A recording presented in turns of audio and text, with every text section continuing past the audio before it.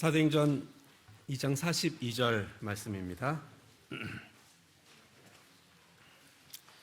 그들이 사도의 가르침을 받아 서로 교제하고 떡을 떼며 오로지 기도하기를 힘쓰니라.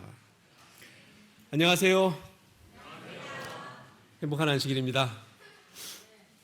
이 좋은 안식일에 교회에 오신 여러분 모두를 진심으로 환영합니다. 여러분 교회 정말 잘 오셨습니다. 또 우리 방송으로 함께 예배에 참여하시는 우리 성도님들도 진심으로 환영합니다. 여러분 예배에 정말 잘 오셨습니다. 너무나 아름다운 찬양으로 우리 모두의 마음을 하늘로 향하도록 이렇게 은혜로운 찬양을 불러주신 찬양대에게 진심으로 감사드립니다. 이 시간에는 건강한 교회라는 제목으로 하나님께서 바라시는 교회의 모습에 대해서 함께 살펴보기를 원합니다. 건강한 교회는 어떤 교회일까요? 물론 우리 담임 목사님도 계시고 또 수석 장로님도 계셔서 또 비롯해서 여러 장로님들 그리고 집사님들 성도님들이 이미 이 사릉중앙교회를 건강한 교회로 만들어 오셨으리라고 여겨집니다. 그래서 68주년이잖아요.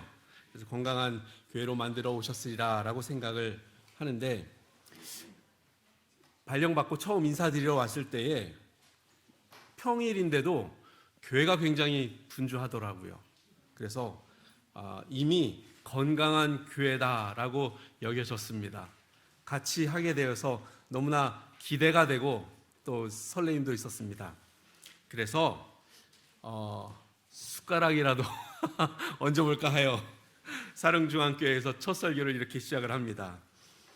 저는 2017년에 서중환합회로 전입을 해 들어왔어요. 목회는 2004년에 시작을 했는데 학원교회에서 시작을 했거든요. 그래서 이제 학원교회에서 목회를 하면서 목회자 협의회에 가면 학원교회의 목회자 협의회는 학원 성장, 학원 정상화, 그 다음에 학생 수 증가, 또 교재 개편, 학원 프로그램 개발 등 학생 수 증가와 그 다음에 수입을 어떻게 더 많이 낼 수 있는지, 지출을 어떻게 더 줄일 수 있는지, 이런 이야기들을 참 많이 했습니다. 그래서 이 학생 수에 대한, 수입에 대한 압박을 굉장히 많이 받았어요. 그리고 이제 학생 수를 어떻게 증가시킬 수 있는지에 대한 계획안을 내라. 그래서 막 계획안을 써서 내면 이제 그것이 잘 안 될 경우에는 이게 왜 잘 안 됐는지 다시 계획하고 실천할 수 있는 방향을 내라. 뭐 이런 이야기들을 많이 했습니다. 그래서 늘 그런 압박이 있었는데 서중환합회에 전입해서 들어오니까 그런 게 없더라고요. 목회자 협의회에 갔는데 어떻게 우리가 전도를 잘 해서 교회를 성장시킬 수 있는지, 이웃들에게 하나님의 복음을 전할 수 있는지, 목회자 협의회가 은혜로웠습니다. 그래서 정말 좋다 이런 생각을 하고 있었는데 한 2달쯤 지나고 나니까 이제 문자가 오는 거예요. 합회에서 현재 침례자 수가 몇 명이고 그 교회 목표 침례자 수는 몇 명인데 이것이 맞으면 이제 그냥 두고 혹시 틀리면 다시 회신을 해달라라는 연락도 오고, 그 다음에 이제 11금의 목표가 얼마인데 현재 몇 프로 달성했다 이런 연락도 오고 문자도 오고 하는 것입니다. 그래서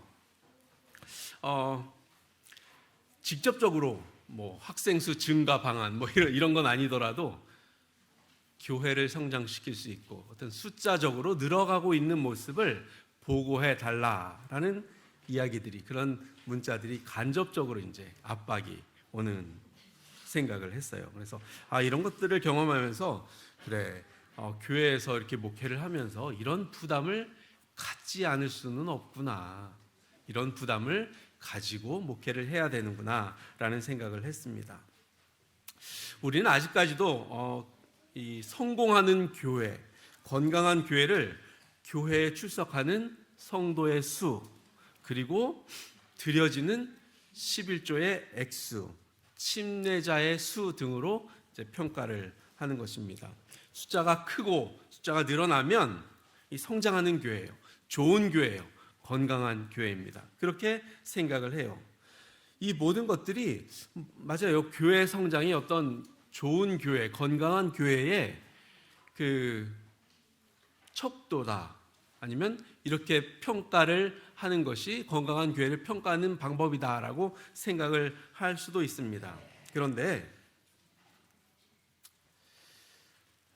그것보다 이 중요한 것이 있다면 병들지 않는 교회, 하나님 앞에 정직한 교회, 성도들이 교회에 와서 즐거워하는 교회, 그리고 어린아이들부터 그리고 노년에 이르기까지 자신의 자리에서 정말 건강하게 일하는 교회가 좋은 교회, 그리고 또 건강한 교회가 아닐까 하는 생각을 합니다.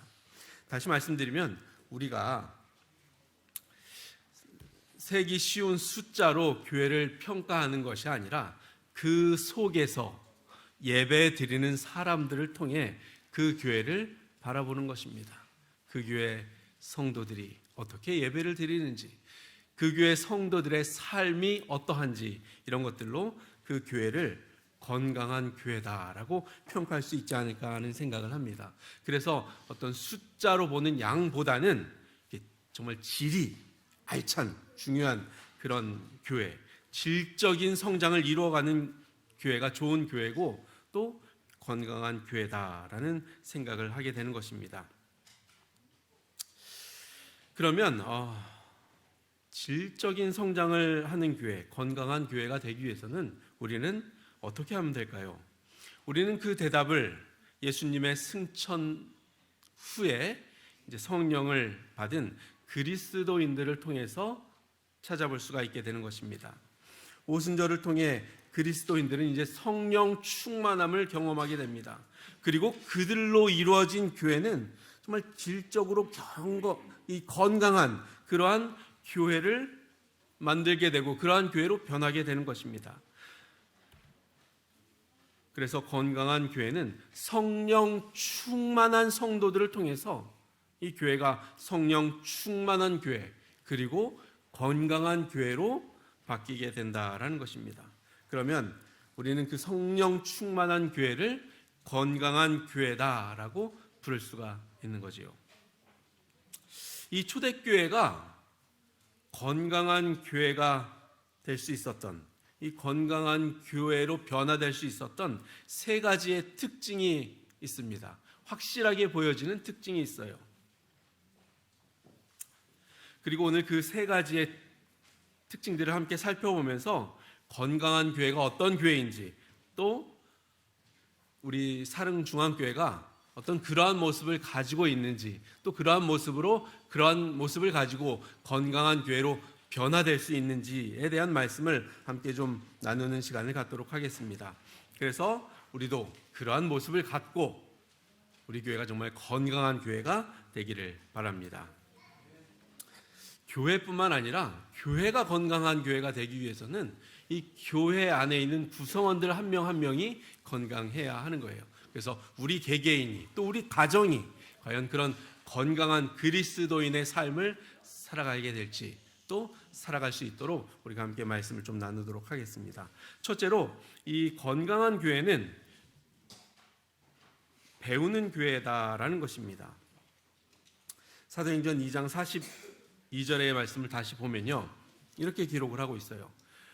그들이 사도의 가르침을 받아 서로 교제하고 떡을 떼며 오로지 기도하기를 힘쓰니라. 이 건강한 교회로서 성령이 임재하신 증거로 누가가 제일 먼저 언급한 것은 교회가 사도의 가르침을 받았다라고 말을 하고 있어요. 사도의 가르침을 받는 일, 배우는 일에 힘썼다라고 말을 하고 있는 것입니다. 다시 표현하면 이 성령님은 그날 그 예루살렘의 하나의 이 학교를 시작하셨다라고 말할 수 있을 것 같아요. 교사들은 예수님께서 임명하신 그 사도들이고, 그리고 그 학교에는 약 3,000명의 학생들이 있었다라는 것입니다. 그리고 그 가르침의 내용은 예수 그리스도에 관한 것이었어요. 예수님의 출생, 그분의 교훈, 십자가, 부활, 그리고 승천과 같은 오로지 예수님에 관한 그 사도들이 경험한 이야기들을 학생들에게 가르친 것입니다. 그러면서 예수님을 통한 구원, 그 구원을 우리가 어떻게 받을 수 있는지에 대한 이야기가 그 학교에서 가르치는 전부였어요. 요한복음 5장 39절은 이렇게 기록을 하고 있어요. 너희가 성경에서 영생을 얻는 줄 생각하고 성경을 연구하거니와 이 성경이 곧 내게 대하여 증언하는 것이니라. 아까 우리 패스파인더 각오를 이야기하면서 이제는 1학년이 됐으니까 성경을 더 탐구하겠다라고 이야기를 했는데요. 그 성경을 탐구하면서 우리가 발견할 것은 그 안에 계신 예수님이라는 것입니다. 우리 성도님들도 마찬가지예요. 성경을 공부하면서 우리가 그 안에 계신 예수님을 꼭 발견하면 정말 좋겠습니다. 요한일서 5장 9절에는 또 이렇게 기록을 하고 있습니다. 만일 우리가 사람들의 증언을 받을진대 하나님의 증거는 더욱 크도다. 하나님의 증거는 이것이니 그의 아들에 대하여 증언하신 것이니라. 그 가르침에는 특징적인 것들이 있어요. 그 가르침은 사도들이 직접 체험한 것들입니다. 사도들이 제자로서 예수님과 동행하면서 예수님과 함께 살아가면서 그들이 경험한 그 살아있는 교훈과 경험들을 가르치고 전한 것입니다. 사도 요한은 그 경험을 이렇게 말을 하고 있어요. 이 생명이 나타내신 바 된지라. 이 영원한 생명을 우리가 보았고 증언하여 너희에게 전하노니 이는 아버지와 함께 계시다가 우리에게 나타내신 바 된 이시니라. 또 요한일서 4장 14절은 이렇게 기록을 하고 있습니다. 아버지가 아들을 세상의 구주로 보내신 것을 우리가 보았고 또 증언하노니. 체험한 것, 삶에서 경험한 것들을 그들이 본 것을 전하고 나누었다라는 것입니다. 예수님에 대한 사도들의 가르침은 그저 지식으로 알고 정보를 전달한 것이 아니라 삶 속에서 체험으로 배운, 경험으로 깨달은 그 그리스도를, 그 예수님의 모습을 그들의 삶을 통해 나타내 보였다라는 거예요. 그냥 말로만 그들이 경험한 것을 예수님이 이러셨다, 예수님이 저러셨다, 예수님은 이런 분이다라고 전하고 가르친 것이 아니라 그들의 삶을 통해서 예수님과 함께 살아온 삶이 어떠했는지, 예수님이 어떤 것을 가르치셨는지 그것들을 그 제자들의 또 사도들의 삶에서 나타내 보였다라고 기록을 하고 있는 것입니다. 그래서 그 결과로 사도행전 2장 43절에는 사람마다 두려워하는데 사도들로 말미암아 기사와 표적들이 많이 나타났다라고 기록을 하고 있어요. 이 기사와 표적, 우리가 이런 것들을 얘기할 때는 이런 생각을 먼저 해요. 이 안진뱅이를 일으키는 사건과 같이 어떤 신비적인 기적적인 체험을 말하는 것이다 라고 생각을 해요. 그런데 궁극적으로는 이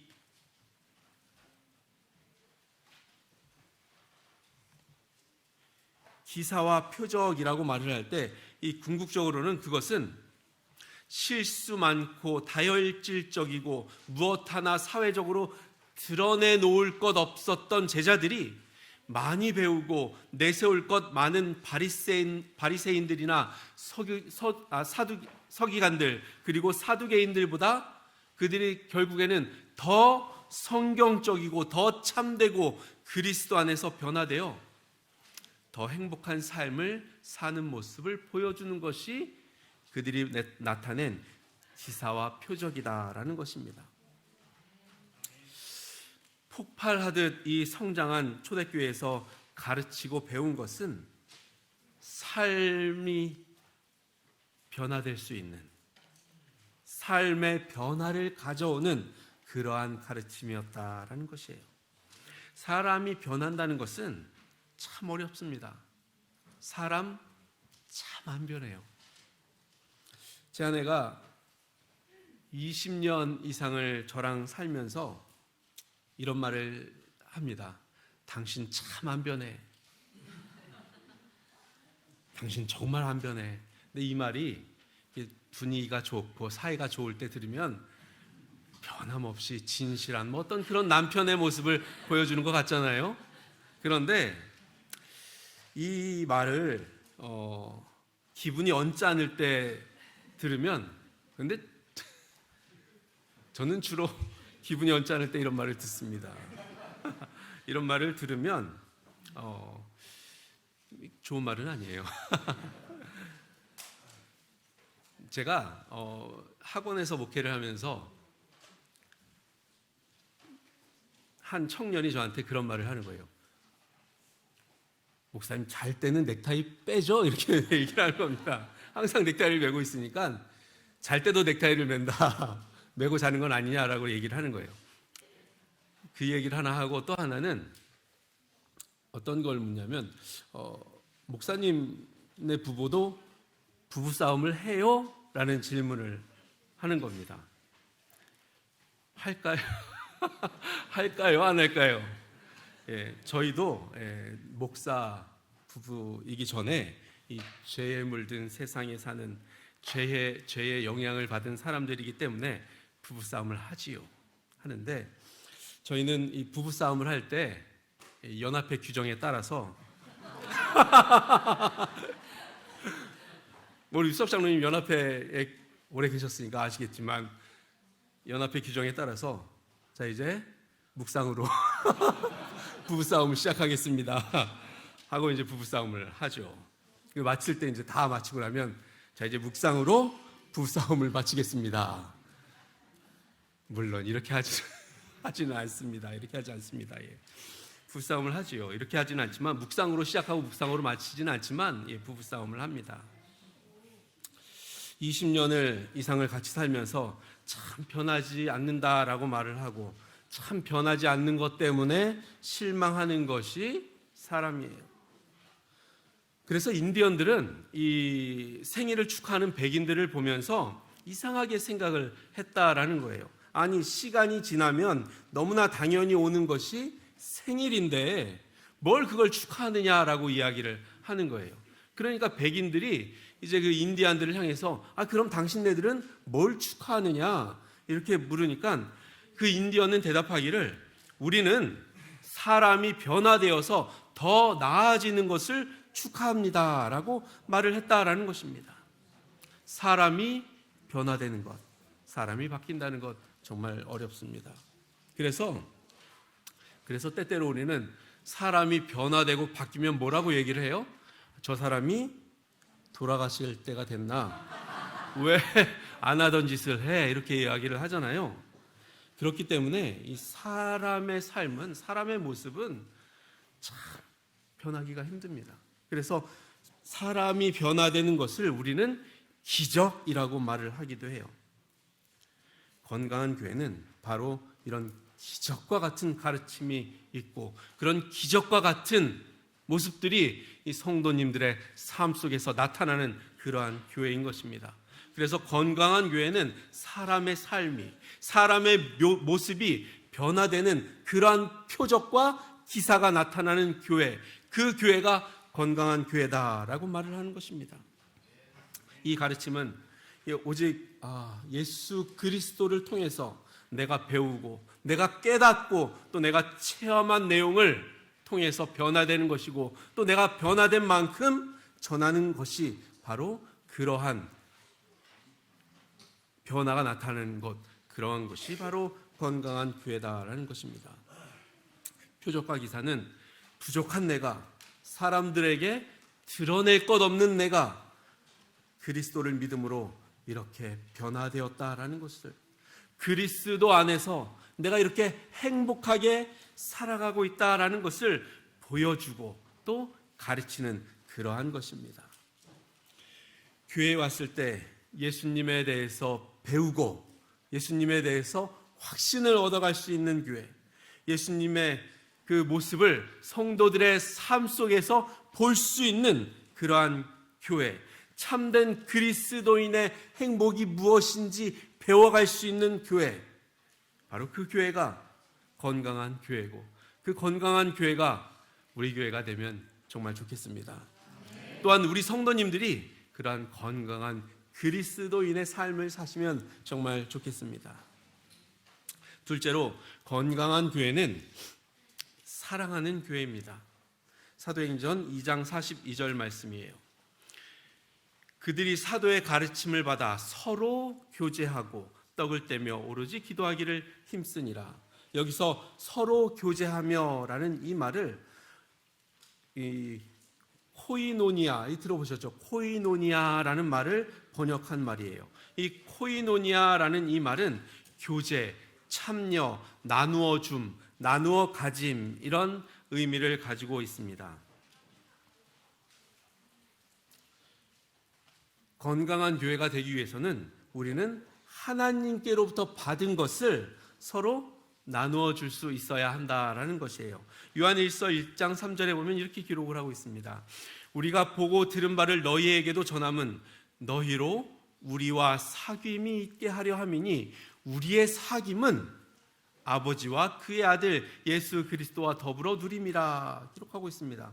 또 고린도서 13장 13절은 이렇게 기록을 하고 있어요. 주 예수 그리스도의 은혜와 하나님의 사랑과 성령의 교통하심이 너희 무리와 함께 있을지어다. 이 두 말씀에서 보신 것처럼 코이노니아라는 이 단어는 그저 그 교제가, 그 참여가, 그 나누어 주고 나누어 받는 것이 우리끼리 이루어지는 것이 아니라 이 삼위일체적인 체험이 있다라는 것이에요. 그 코이노니아라는 것은 우리가 성부, 성자, 성령 하나님을 체험하고 그 체험한 교제를 나누어 가진다라는 것이에요. 그래서 하나님과 깊이 있는 관계를 맺음으로 말미암아 우리가 나누어 주고 나누어 받을 수 있는 것이 바로 코이노니아라는 것의 한 뜻인 것입니다. 우리에게도 이런 교제가 필요한 거예요. 삼위일체적인 교제, 하나님과의 기품이 있는 그런 교제, 그런 코이노니아가 우리 가운데 있어야 한다는 것입니다. 그저 우리끼리 즐기고 우리끼리 즐겁고 우리끼리 나누어 갖고 재밌는 것이 아니라 하나님 안에서 그 일들이 이루어져야 한다라는 것이에요. 바로 그런 것이 그 건강한 교회의 모습입니다.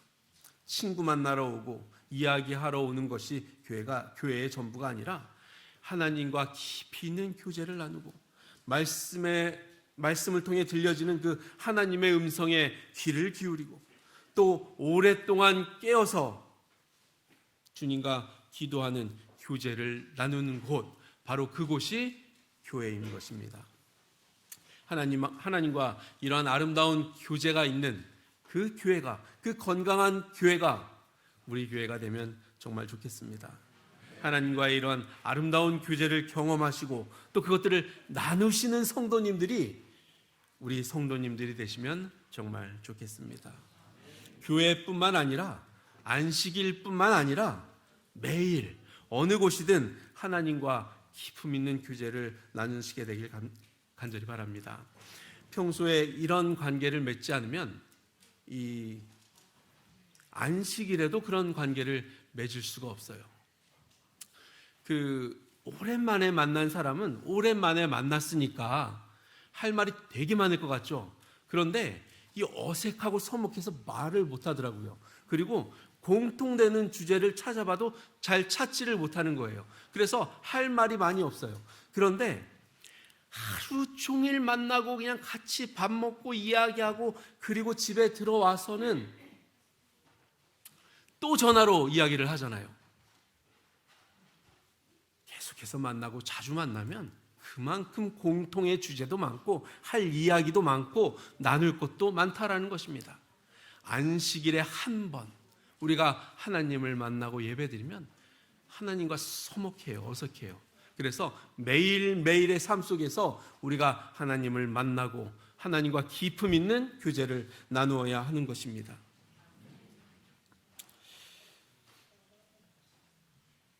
그래서 매일의 삶이 하나님과 동행하는 삶을 사시는 우리 성도님들이 되시면 정말 좋겠습니다. 그래서 우리 성도님들이 정말 영적으로 건강한 삶을 사시면 좋겠어요. 그리고 우리 성도님들로 인해서 정말 우리 교회가 영적으로 건강한 교회가 되면 정말 좋겠습니다. 건강한 교회가 되기 위해서는 우리가 이렇게 하나님과 깊이 있는 교제를 통해서 받은 것을 서로 나누어 줄 수 있는 그런 성도님들이 계셔야 한다라는 것이에요. 사도행전 2장 44절부터 46절 말씀을 보면 우리가 많이 읽었던 말씀이에요. 믿는 사람이 다 함께 있어 모든 물건을 서로 통용하고 또 재산과 소유를 팔아 각 사람의 필요를 따라 나눠주며 날마다 마음을 같이하여 성전에 모이기를 힘쓰고 집에서 떡을 떼며 기쁨과 순전한 마음으로 음식을 먹고, 이렇게 기록을 하고 있습니다. 이 성경절을 우리가 잘못 이해하면 안 돼요. 그래서 잘못 이해해서 서로가 내 것도 내 거고 네 것도 내 거다 이렇게 하면 안 되는 것입니다. 이 말씀은 또 개인의 소유권을 포기하고 모든 것을 다 교회에 내놓아야 한다라는 이 이야기로 해석해도 안 된다라는 것입니다. 결론부터 말씀드리면 우리가 이 각 사람의 필요를 따라 나눠준다, 모든 물건을 서로 통용한다라는 이 말씀은 소유욕보다는 남을 위하여서 나누는 마음이 더 커야 한다라는 이야기인 것입니다. 사도행전 4장 32절 말씀은 이렇게 기록을 하고 있어요. 믿는 무리가 한 마음과 한 뜻이 되어 모든 물건을 서로 통용하고 자기 재물을 조금이라도 자기 것이라 하는 이가 하나도 없더라. 건강한 교회의 성도님들은 소유욕을 중요시하며 살아가는 것이 아니라, 내 소유만을 소중히 여기면서 살아가는 것이 아니라 나누는 마음을 중요하게 여기는 성도님들이 모여있는 교회인 것입니다. 한 마음과 한 뜻이 되어 부족한 것을 서로 채워주고 나누어주고 서로 아껴주고 하는 것이 바로 건강한 교회의 모습인 것입니다. 크리소스톰이라는 사람은 이렇게 말을 했어요. 이러한 교회를 가리켜서 이것은 자기 것을 아무것도 자기 것이라고 말하지 않는 천사와 같은 단체였다라고 말을 하고 있습니다. 또 존 스토트는 이렇게 말을 합니다. 우리는 이 구절들이 도전하는 바를 외면하지 말아야 한다. 우리에게 수없이 많은 빈곤한 형제 자매들이 있다는 것은 좀 더 유복한 우리를 향한 지속적인 책망이다. 새로운 예수님의 공동체에서 빈곤을 경감시키고 궁핍함을 패하는 것은 성령 충만한 신자들이 져야 할 책임의 일부이다 라고 기록하고 있습니다. 건강한 교회는 이렇게 우리의 마음이 건강한 교회인 것입니다. 인색함이나 메마름이 아니라 정말 풍족하고 따뜻하고 그래서 나눔이 있는 그러한 마음인 것입니다. 우리 모두가 서로를 사랑으로 대하고 나눔으로 대하는 그런 관계가 되고 또 그런 성도님들이 되었으면 좋겠습니다.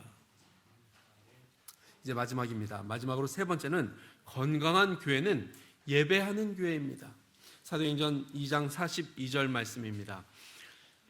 그들이 사도의 가르침을 받아 서로 교제하고 떡을 떼며 오로지 기도하기를 힘쓰니라. 교회는 너무도 당연해요. 너무도 당연하게 교회는 예배 드리는 곳입니다. 우리는 예배 드리기 위해서 교회에 옵니다. 그럼에도 불구하고 우리는 이 교회는 예배 드리는 곳이다 라고 말씀을 드려요. 해외로 이민을 가는 사람들을 보면 그 사람들이 대부분 가장 먼저 가는 곳이 대형 한인교회라고 말을 해요.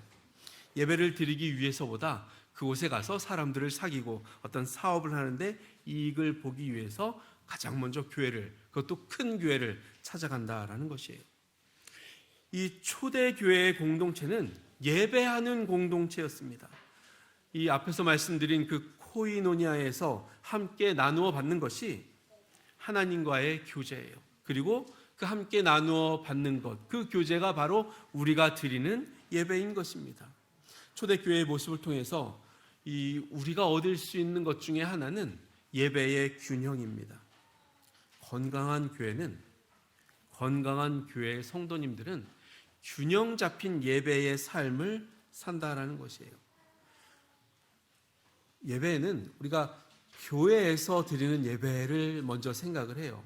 그런데 초대교회에는 이렇게 교회에서 예배드리는 공적인 예배가 있고 또 비공식적인 개인적으로 드리는 예배가 존재했었다라는 것입니다. 사도행전 2장 46절부터 47절까지의 말씀은 날마다 마음을 같이하여 성전에 모이기를 힘쓰고 집에서 떡을 떼며 기쁨과 순전한 마음으로 음식을 먹고 하나님을 찬미하며 또 온 백성에게 칭송을 받으니 주께서 구원받는 사람을 날마다 더하게 하시니라 라고 기록을 하고 있습니다. 우리는 이 성경절에서 이 초대교회의 성도들이 성전에서도 예배를 드렸고 또 집에서도 예배를 드린 사실을 볼 수가 있습니다. 이 교회에서만 예배의 삶을 산 것이 아니라 매일의 삶 속에서 집에서 개인적인 삶에서도 개인적으로 가정에서도 예배의 삶을 살았다라는 것입니다. 말 그대로 정말 삶이 예배였고 그리고 예배가 삶인 그런 삶을 그들이 살았다라는 거예요. 건강한 교회는 이렇게 모든 삶을 예배 중심의 삶을 살아가는 성도님들이 모여있는 교회가 건강한 교회라는 것입니다. 성전에 와서 예배를 드리는 것을 중심으로 매일매일 가정에서 개인적으로 하나님과의 예배의 관계를 맺으면서 살아가야 한다라는 것이에요. 교회 예배뿐 아니라 이 매일매일 개인적으로 하나님과의 제단도 중요하다라는 것입니다. 사실 그것이 더 중요한 것이에요. 왜냐하면 그렇게 개인적으로 예배를 드릴 때 우리는 개인적이고 그리고 인격적인 예수님을 만날 수 있기 때문인 것입니다. 그리고 그 예수님을 통해서 우리는 예수님의 삶을 본받고 우리 삶에 적용하면서 예수님 닮아가는 삶을 살 수 있기 때문인 것입니다. 공적인 예배인 이 안식일 예배가 우리가 교회에 와서 즐겁고 기쁘게 드릴 수가 있다면, 드리기를 원한다면 매일의 삶에서 우리는 예배를 드려야 한다라는 것입니다. 하루를 살아가시면서 기도를 몇 번 정도 하셔요? 식사할 때 기도 말고 개인적으로 드리는 기도가 그 기둥이라고 얘기를 하거든요. 기둥을 적어도 3개는 세워라 라고 이야기를 해요.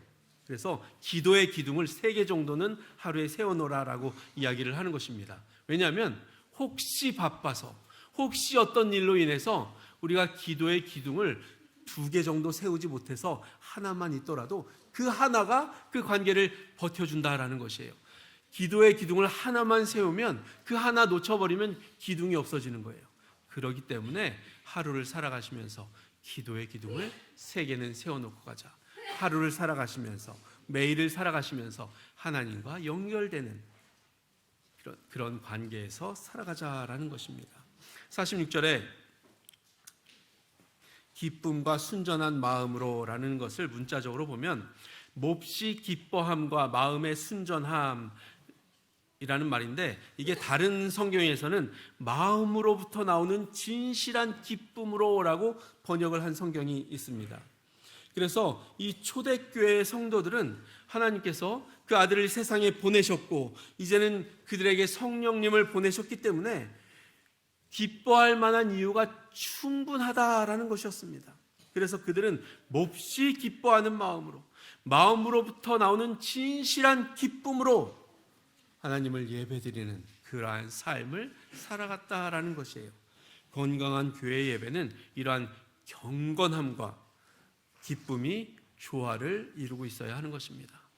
무조건 경건해야 한다, 조용해야 한다, 이렇게 우리가 예배를 드리면 그 예배에 기쁨이 없을 수가 있어요. 그런데 정말 교회에 나오면서 성도님들을 만나고 하나님 안에서 아름다운 성도의 교제를 나누고 하나님께 예배드리고 그러한 기쁨으로 정말 콧노래를 부르면서 우리가 성전에 나온다면 하나님께서 이 예배를 정말 기뻐 받으실 것입니다.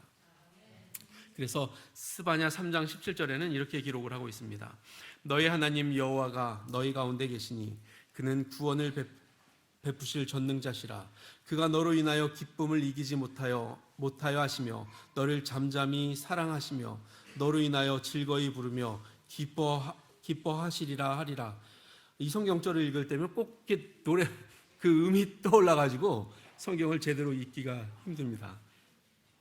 이렇게 늘 이렇게 노래를 찬양을 하시면서 우리가 기쁨으로 하나님을 예배하는 그러한 성도님들이 되시면 정말 좋겠습니다. 찬양을 크게 부르시고 즐겁게 신이 나게 찬양을 부르시고, 그래서 정말 우리가 기쁨으로 온 마음을 다해서 하나님을 찬양하고 예배드리는 성도님들이 정말 이 교회에 가득하셔서 이 교회가 더욱더 건강한 교회가 되면 정말 좋겠습니다. 건강한 교회라는 제목을 통해서 오늘 함께 나오는 교훈의 말씀은 건강한 교회는 배우는 교회라는 것입니다. 그리스도와의 그 체험을 나타내는 교회이고 기적같이 변화된 나의 삶을 나타내는 그런 교회가 건강한 교회라는 것입니다. 또 건강한 교회는 사랑하는 교회입니다. 우리가 하나님의 은혜를 함께 나누어 받은 교회이고 또 함께 나누어 주는, 서로를 돌보고 사랑하는 그런 교회인 것입니다. 또 건강한 교회는 너무나 당연하게도 예배하는 교회입니다. 우리의 매일의 삶이 예배고 예배가 우리 삶이 되는 교회이고 또 예배의 기쁨이 가득한 교회가 건강한 교회입니다. 사릉중앙교회가 이런 건강한 교회, 더 건강한 교회가 되기를 간절히 바랍니다. 또 사릉중앙교회 성도님들이 정말 건강한 성도님들, 더 건강한 성도님들이 되시기를 간절히 바랍니다. 이렇게 우리가 힘을 모아서 건강한 교회를 만들어갈 때 함께 기도하고 또 건강한 교회를 만들기 위해서 애쓰고 노력하고 함께 신앙하시는 우리 모든 성도님들의 삶 속에 하나님의 풍성하신 사랑과 은혜가 가득히 임하게 되기를 간절히 바라면서 말씀을 마치겠습니다.